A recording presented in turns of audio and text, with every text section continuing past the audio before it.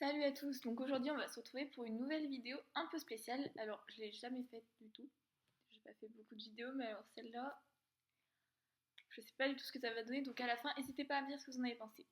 Donc je vais vous parler d'une série en particulier, et je pense que c'est ce que je voulais faire, je vais faire ça pour plusieurs séries, donc si en commentaire vous voulez me dire des séries que vous aimeriez qu'on parle en fait.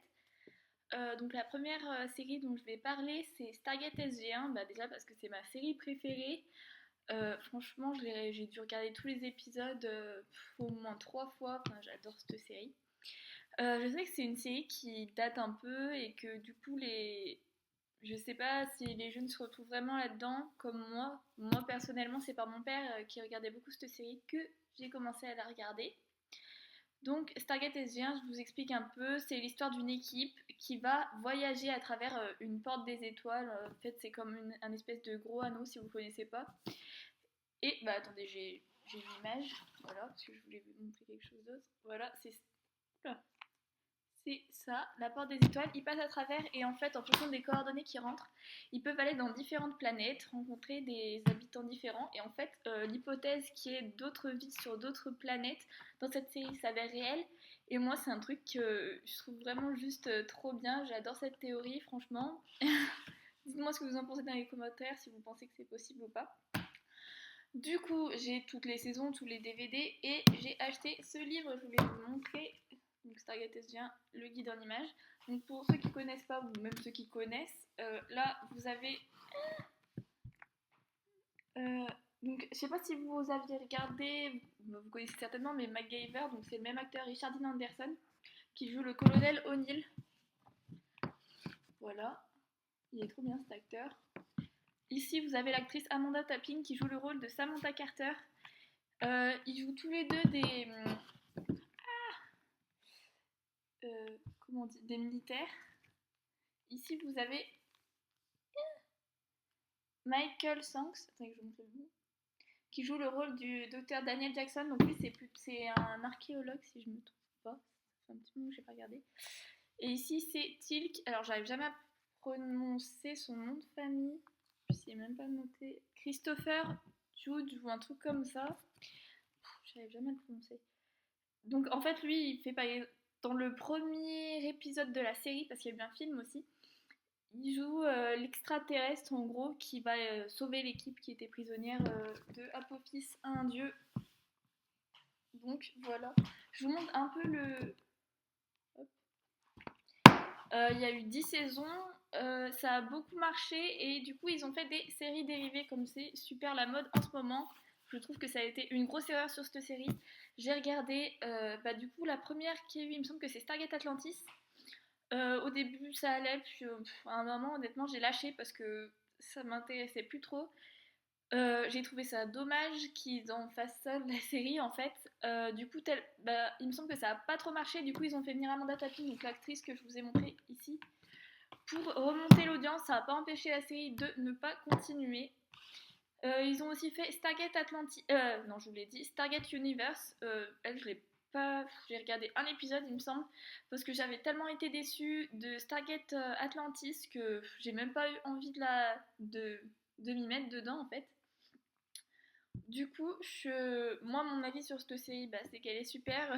C'est logique vu que je viens de vous dire que c'est ma série préférée. Au début je trouve c'est plus pas marrant, mais je trouve il y a plus des vannes, des choses comme ça, même si ça reste une série très sérieuse, hein. Mais à la fin, ça devient beaucoup plus sérieux à la fin des 10 saisons. Là, ce que je voulais vous dire, c'est que ces personnages, ils ne restent pas toutes les saisons, bien que ce soit les personnages principaux. Par exemple, donc Richard Dean Anderson, le personnage principal en fait, à la base, part au bout de la saison 7. C'est lui qui choisit de partir de la série. Il me semble que c'est pour se consacrer à sa famille, enfin bref, peu importe. Et d'ailleurs, tant que j'y pense, je vous fais une annonce. Je ne sais pas si vous êtes fan, si vous avez vu. Il sera présent apparemment au Toulouse Game Show. Il me semble que c'est en novembre, donc TGS. Si vous allez sur le site, je ne sais pas s'il y est encore, mais j'ai vu une annonce comme quoi il en ferait partie. Et c'est pas souvent qu'il vient en France. La dernière fois qu'il est venu, c'était pour les Jules Verne Awards à Paris. avec Amanda Tapping, il me semble qu'elle est venue. Enfin bref, et du coup, si vous voulez la rencontrer, c'est vraiment le moment. Je sais pas s'ils ont encore mis en vente les billets, les choses comme ça, mais moi j'ai très envie d'y aller. Je sais pas encore si je vais y aller, mais j'ai vraiment très très envie, sachant que l'année dernière il y avait Amanda Tapping au Toulouse Game Show, donc au même endroit. Et j'avais très envie d'y aller aussi, mais ça a tombé pendant une semaine où j'avais des choses à réviser. Enfin bref, j'ai pas pu y aller. J'étais très dégoûtée étant donné que c'est mon actrice préférée. Je vais vous présenter un peu le livre. Voilà, attends. Donc là, au début, vous avez la photo de tous les acteurs. Je trouve qu'ils ont pas mal évolué au cours de la série et ça fait vraiment plaisir parce que au moins on a l'impression qu'il y a des choses qui se passent. Enfin, il y a une histoire entre eux et aussi avec les planètes, les choses comme ça, c'est vraiment trop bien. C'est une des rares séries où j'ai trouvé que ça. Parce que je regarde pas mal de séries, mais celle-ci, ça tournait pas en rond. On faisait vraiment des découvertes à chaque fois, des choses différentes. À part, il y a des passages où j'ai beaucoup moins aimé, par exemple, avec, si vous connaissez, donc les épisodes avec les réplicateurs. Ça, c'est pas trop mon truc. Je préfère vraiment. Déjà, je préfère les premières saisons. Donc, vous avez. Je vais pas tout vous montrer parce qu'il est super long, mais je vais vous montrer la porte des étoiles. Hop.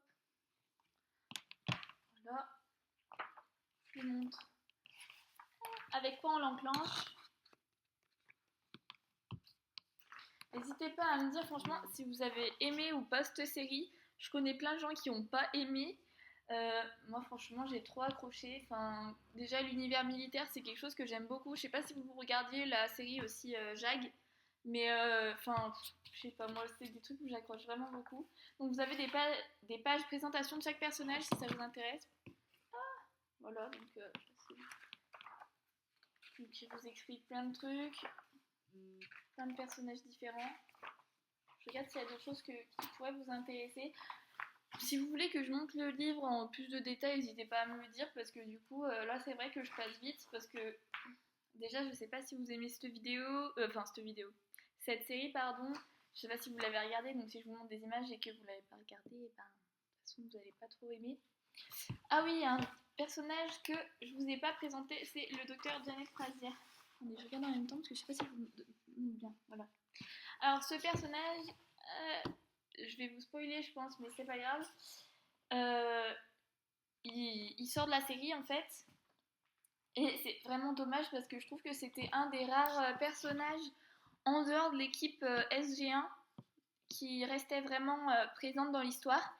À part, bien sûr, il y a toujours le général, donc ça change de général dans les saisons, mais je veux dire, c'était vraiment un personnage qui faisait vraiment partie de l'histoire, mais qui n'était pas de l'équipe, et je trouvais ça vraiment bien.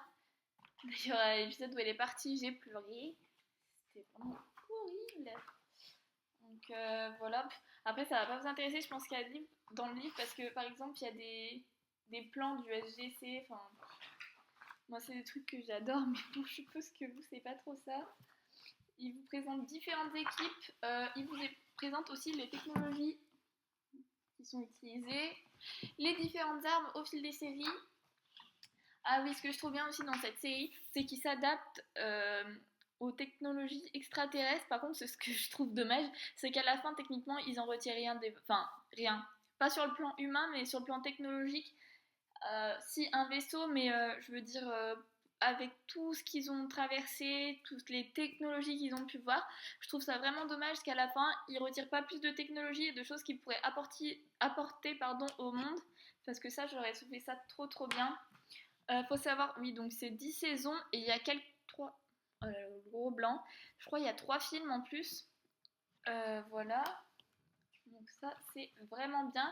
Il y a un film, peut-être que vous n'avez pas vu la série, mais vous avez vu le premier film, c'était pas avec les mêmes acteurs. Je crois il y avait juste deux acteurs, mais c'est pas des acteurs principaux qui étaient là. Et j'ai bien aimé le film, mais moi honnêtement, comme j'ai vu la série avant, je m'étais habituée à tous les acteurs de la série, si vous voulez.